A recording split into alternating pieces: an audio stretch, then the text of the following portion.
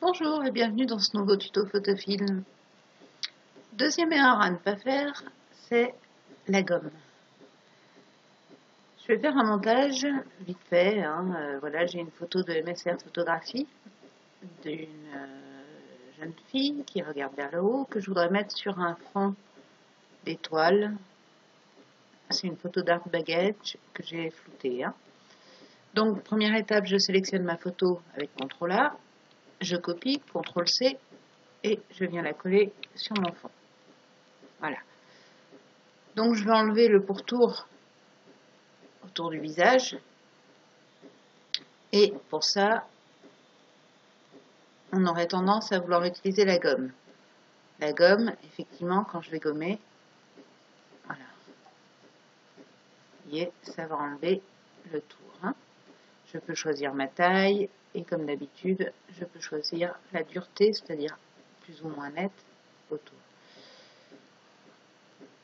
Alors, pourquoi c'est pas une bonne idée? C'est pas une bonne idée parce qu'à chaque fois que vous allez donner un coup de gomme, il y a une action qui va s'enregistrer dans l'historique. Si vous vous trompez, vous ne pourrez remonter que de 20 actions. Par défaut, Photoshop enregistre 20 actions dans l'historique.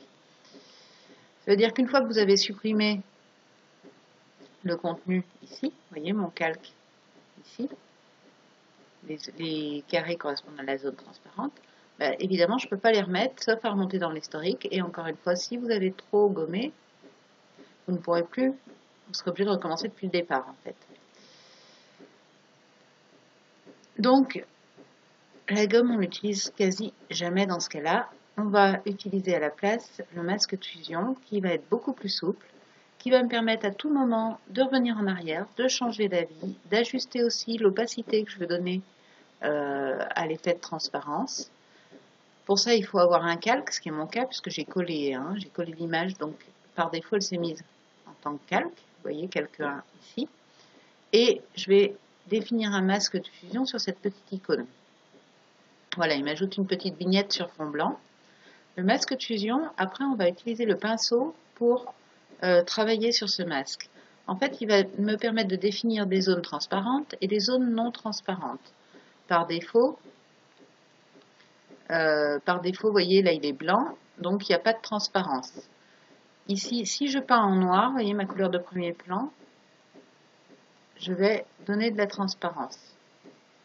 Donc si je peins autour de la zone en noir, voilà, je donne de la transparence. Maintenant, admettons que, voilà, là j'ai mangé par exemple sur les cheveux, c'est pas ce que je voulais faire.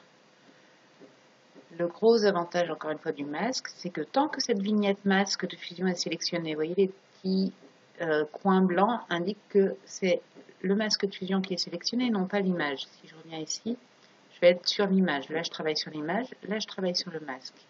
Et on note aussi en haut, dans la barre de titre, là, il m'indique masque de fusion. Tout ce que j'ai peint en noir, je peux changer d'avis, c'est-à-dire que je peux me remettre en blanc en premier plan et faire réapparaître la zone des cheveux. Ce qui vous permet, encore une fois, à tout moment, de revenir en arrière, de mieux définir vos zones, sans être obligé de tout refaire ou de passer par l'historique pour annuler les dernières actions. En plus de ça, vous avez aussi la possibilité de peindre en gris pour définir une opacité partielle. Voilà, selon si mon gris est plus foncé ou plus clair, je vais avoir une opacité différente. Vous voyez là, on voit plus le fond que là qui était un mélange. Si inversement je prends un gris très clair, voilà, je vais garder l'essentiel de mon modèle et simplement avoir un effet de fondu, de transparence ou d'opacité en fait avec le fond. Donc le masque de fusion, c'est un outil qui est très simple à utiliser. Il faut juste faire attention, est-ce que je suis en train de travailler sur le masque ou est-ce que je suis en train de travailler sur l'image du fond.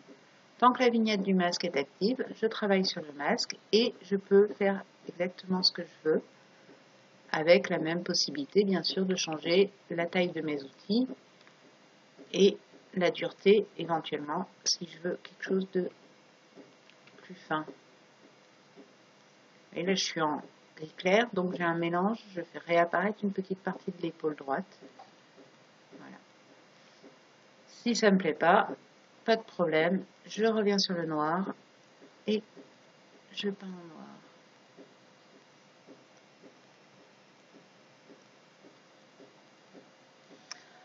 Voilà, c'est la raison principale pour laquelle il faut oublier la gomme.